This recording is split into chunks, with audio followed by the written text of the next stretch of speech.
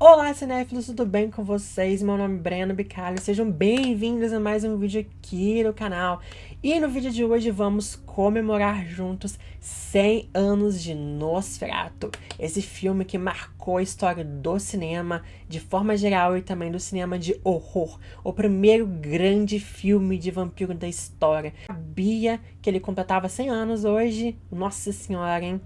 Mas aqui nesse vídeo eu vou trazer várias curiosidades, fatos históricos, o movimento cinematográfico que ele pertence e muito mais. Então fiquem no vídeo até o final, que tá muito legal, tá muito interessante, vai trazer realmente grande carga cultural para vocês e vocês vão ficar falando para todo mundo aqui o que eu falei para vocês no vídeo, todo mundo vai ficar, uau, eu não sabia disso. Então bora para assistir o vídeo, pega sua pipoca e bora pro vídeo.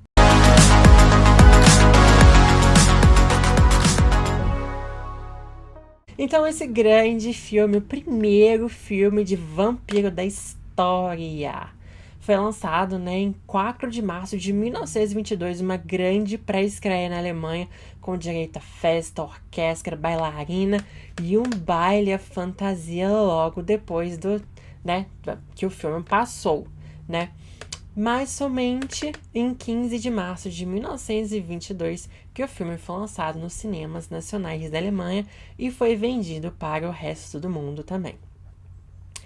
E o filme, ele é uma adaptação não autorizada do livro de Bram Stoker, o famoso Drácula, E que foi lançado em 1897. Mas aqui tivemos um grande problema, como eu falei, uma adaptação não autorizada do livro. Mas Bram Stoker já havia falecido em 1912, ou seja, 10 anos atrás, 10 anos antes, Mas deixou a sua viúva Florence com os direitos. Ela herdou todos os direitos de suas obras, incluindo Drácula. E quando ela descobriu que fizeram uma adaptação, que na época era vendido como adaptação livre de Drácula, ela ficou possessa. Ela disse, não, nada disso, eu vou processar vocês. E processou mesmo. Ela processou o estúdio e ela pediu dinheiro, obviamente, Mas uma coisa aconteceu. Ela tava querendo um din-dinzinho ali, obviamente ela tinha direito, E o juiz deu ganho de causa a ela que Prana Film, o estúdio que fez o filme, deveria pagar pra ela. Mas o que aconteceu, gente? Em 1925, Prana Film faliu e fechou. Ou seja, ela não viu nenhum dinheirinho que ela tava querendo, não. Mas ela, o que ela pediu, Ela pediu para que todas as cópias do filme fossem destruídas. E assim foi feito. Todas as cópias foram entregues e destruídas. E você fica pensando, se as cópias foram destruídas, por que esse filme tem até os dias de hoje? Por um erro.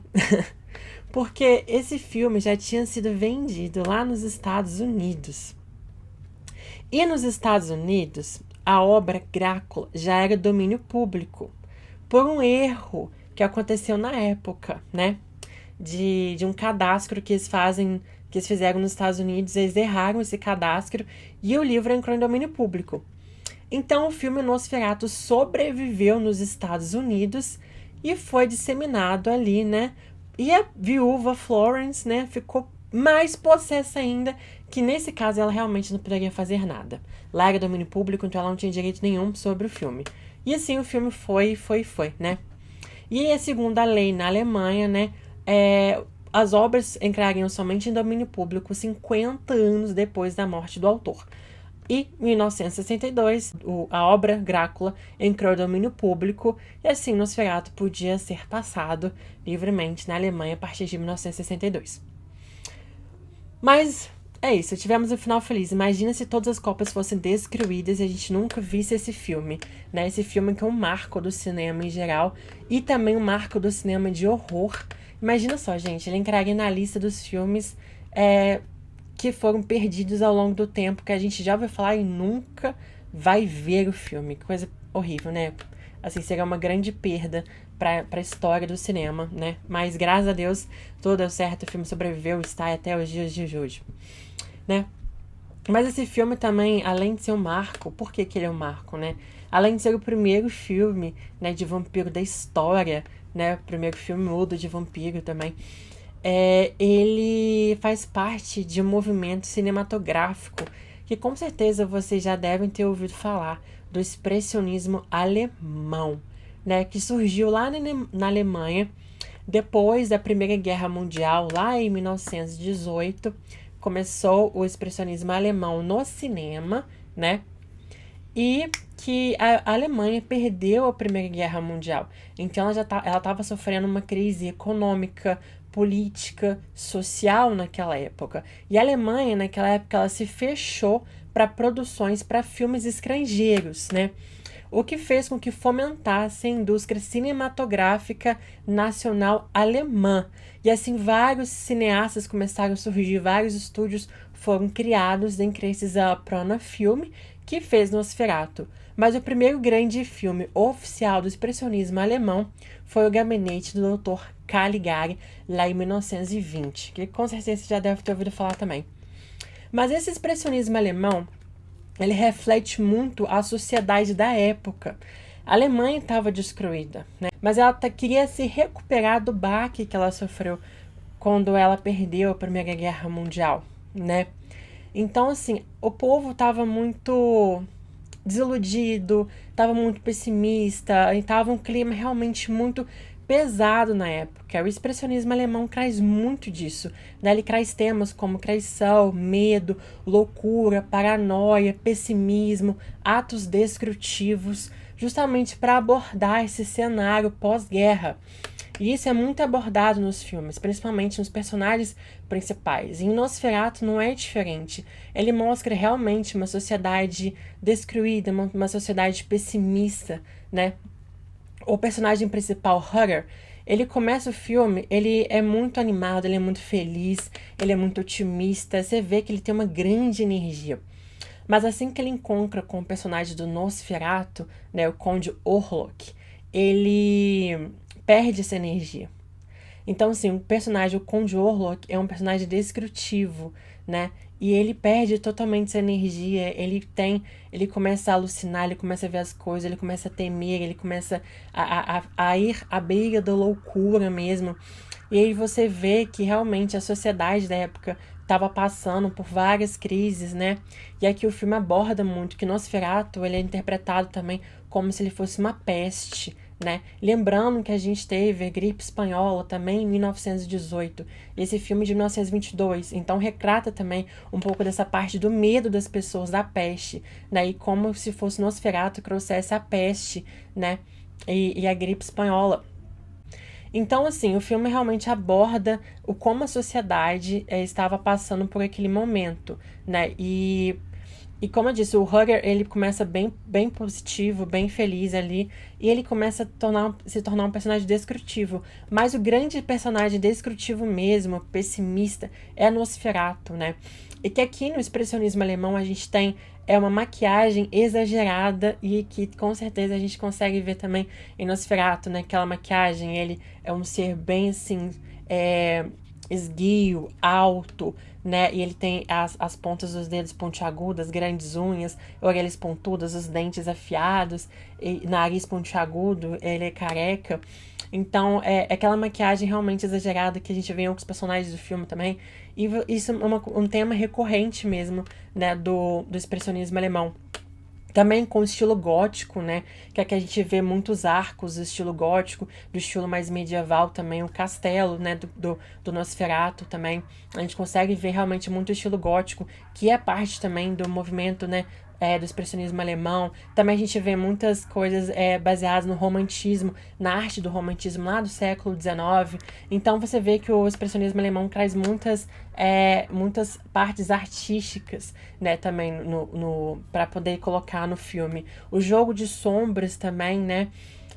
Que tem jogo de luzes e sombras, que tem a silhueta do Nosferatu, né? Quando ele ataca, também realmente é uma cena icônica e que é muito reproduzida até os dias de hoje. Esse filme é uma grande influência para cineastas até os dias de hoje. Para você ter ideia, o Halloween do John Carpenter é inspirado, as suas técnicas é bastante inspiradas nesse filme. Você consegue ver que Nosferatu também fica muito nas sombras, escondido. Então tem muito jogo de sombras em que o personagem surge das sombras, exatamente como Michael Myers lá no Halloween de 1978, né? E o Nick Castle, que interpretou o Michael Myers nesse filme, né, no Halloween, o original de 1978, disse que se inspirou muito na interpretação do Max Schreck, que faz o Nosferatu nesse filme, né? A gente consegue ver o jeito de andar também é bem parecido do Nosferatu com o Michael Myers. Quando o Nosferatu levanta do caixão também é muito parecido com uma cena que o Michael Myers ele levanta do chão para poder atacar de novo a Laurie. Então, assim, tem alguns elementos, assim, em comum, a questão do jogo de sombras também. Então, você consegue ver que esse filme realmente tem grandes influências e inspirações de vários cineastas. Esse é somente um exemplo, né, desse filme. Como ele é muito importante para a história, né, do cinema de horror, realmente. E assim, e uma das coisas que esse filme tem de diferente do expressionismo alemão, por exemplo, é que tem cenas externas. Geralmente, assim, nos filmes do expressionismo alemão, tem muitas cenas artificiais, né? Criadas em estúdios, sets construídos. Eles não se passam em áreas externas. E aqui em Nosferatu, a gente tem cenas externas, que ele consegue trazer um ar fantasmagórico, né? E você vê que o filme é bem poético, né? Nas suas palavras, naqueles cards que tem, né? E o filme é muito poético e você consegue ver realmente como ele é construído, a sua fotografia, a sua direção de arte é bem construída para trazer um tom fantasmagórico, sinistro, sabe? A figura do Nosferatu mais grotesca ali, que você dá um medinho, né? Imagina na época, gente, ver um filme desse. Hoje em dia não tem tanto medo assim, mas imagina na época, né? Então, assim, traz realmente uma mitologia ali do Nosferatu, um vampiro que suga o sangue das pessoas para se manter vivo, sabe? É muito poético o filme, é muito bom, assim. E uma das coisas também interessantes do filme, como eu disse, que traz uma sociedade pessimista e destrutiva, né? Exatamente uma cena no final do filme em que tem toda uma comoção popular para poder achar o culpado por trazer essa peste para a cidade, né? E assim eles culpam o Nock, que ele é o dono de uma empresa de imóveis, né? E que o Hugger trabalha e ele vai até a Transilvânia para poder oferecer um imóvel para o Conde Orlok comprar. Exatamente como Drácula, né? E o Nock, então, ele é meio culpado por tudo aquilo que está acontecendo na cidade. A gente vê uma movimentação das pessoas perseguindo ele, querendo atacar ele, querendo matar ele, e toda realmente aquele alienação da população ali, né? Que aquele efeito manada, que todo mundo quer achar um culpado. E ali é pós-guerra, e você consegue ver como a sociedade realmente estava bem discutível naquela época mesmo. Realmente, os movimentos cinematográficos, os filmes refletem muito a época, né? Os pensamentos, as simbologias, tudo da época em que eles foram realizados, foram produzidos. É muito legal também a gente ver por trás daquilo. Por trás daquelas cenas tem uma história, tem um movimento histórico, tem um movimento cinematográfico. É muito interessante a gente também observar isso. O Nosferatu pode ser bastante estudado em vários seus aspectos, né? Da direção, da fotografia, até mesmo da trilha sonora. Então é um filme, assim, que é estudado até os dias de hoje em faculdades de cinema. São feitos artigos até os dias de hoje analisando esse filme, várias influências também no cinema. É um filme bastante importante. Se você não assistiu o filme, assista, tem que ir completo no YouTube para você poder assistir, né? E Conde Orlok, ele é baseado no Conde Drácula, que mudaram o nome, que eu não podia usar. O Thomas Hugger, né? Ele é baseado no Jonathan Harker, também, que mudaram o nome. O filme se passa na Alemanha, principalmente, né? E a Ellen, que é a esposa do Hugger, ela é a mina, né? Do Drácula. Então você consegue ver. Tem várias coisas ali que você consegue ver, sabe? Mas é um filme muito bom, muito bem, assim, produzido. E a protagonista feminina também ela é muito romantismo. Tem um quê de romantismo, né? Do movimento do romantismo na personagem. Aquela mulher mais frágil, mais romântica, mais teatral, mais melancólica, mais entristecida e que se sacrifica no final. Então, assim, tem um pouquinho do romantismo ali também no meio desse filme. E realmente é um marco muito importante para a história. Acho que é isso, pessoal. Acho que eu já passei por todas as coisas importantes aqui do filme. Assista o filme, como eu disse, tem completo aqui no YouTube. E hoje completa 100 anos do filme. Então, qual o melhor dia para vocês assistirem esse filme? Então, vão lá, pega uma pipoquinha, chama a galerinha, faz uma livezinha para vocês assistirem juntos aí. Chama sua família, chama seu namorado, namorada, enfim, chama quem você quiser para poder assistir. Ou assiste sozinho também, liga a televisão agora à noite lá, bota lá para poder dormir, pega uma pipoquinha, uma coquinha assim, e tudo mais, e assiste o filme. Mas se você gostou desse vídeo, curte, comenta o que você achou. Já assistiu o filme, quer assistir e tudo mais. Não se esqueça de se inscrever aqui também, por favor. Eu tô começando no YouTube, então me ajuda, gente, a crescer aqui no YouTube também.